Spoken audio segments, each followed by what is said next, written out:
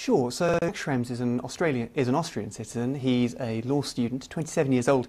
He's had a bit of an axe to grind against Facebook ever since he studied law in California and saw their general counsel give a talk on privacy rights.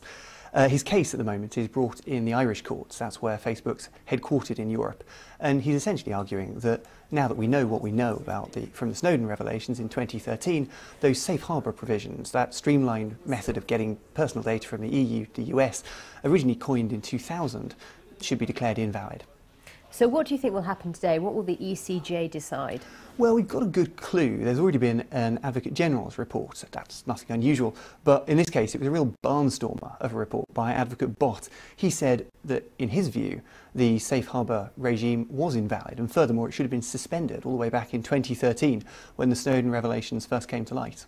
Do you think that will be the likely outcome today? Probably not. That was a little bit too exciting for the ECJ, I think. I think we'll get something far more conservative today. They're likely to row back a little bit and to take the slightly less reported bit of Advocate Bott's report, which was that this is something for the Irish courts to settle domestically, rather than something which the ECJ ought to settle at an international level for all Europe. So what will that mean for Facebook and the many other technology companies who are watching this very closely? Well, what we're expecting today, and we don't know yet, is that this is going to be kicked back into the Irish courts, which means there won't be any binding decision today. There'll be nothing for Facebook to do now.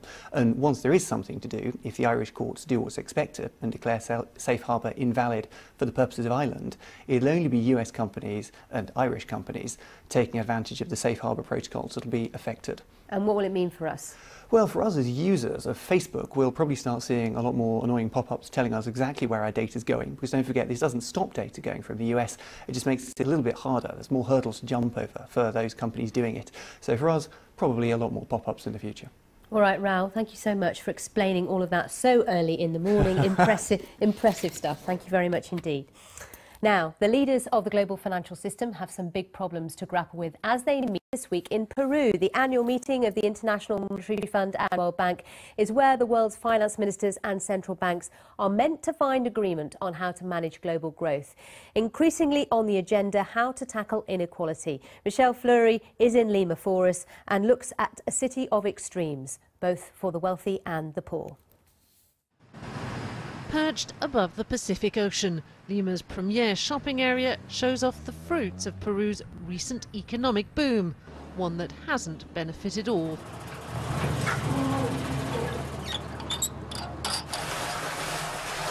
With no running water in this shantytown, residents wait for deliveries. What's in this tank is more precious than gold, to Lydia Sevillano.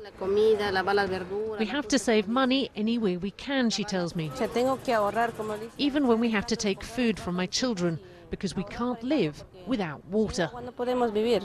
But even here there are steep gradations of poverty. The water that Lydia pays 3 soles for costs 3 times as much up here.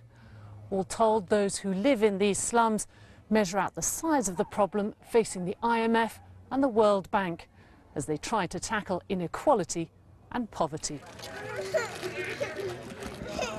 Up here, the gap between rich and poor couldn't be starker. The wall exists solely to keep the slum dwellers out of the rich district on the other side. Still, the World Bank thinks it can overcome such obstacles.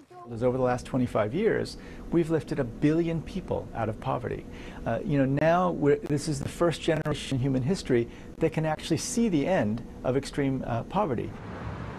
Here in Lima, the IMF will remind the world's financial leaders that too much wealth in the hands of too few hurts growth. Countries with more inequality perform more poorly. Slower growth, more instability. Some people on the left have been talking about these ideas for a long time, but when the IMF says it, it gives it more credibility. And with Peru's boom beginning to fade while its inequality remains as savage as ever, it's a message that will be all too clear at this year's meeting. Michelle Fleury, BBC News, Lima, Peru. And we'll have more from Michelle as that meeting progresses this week. Now, after 5 years of high-level talks and negotiations, a deal has at last been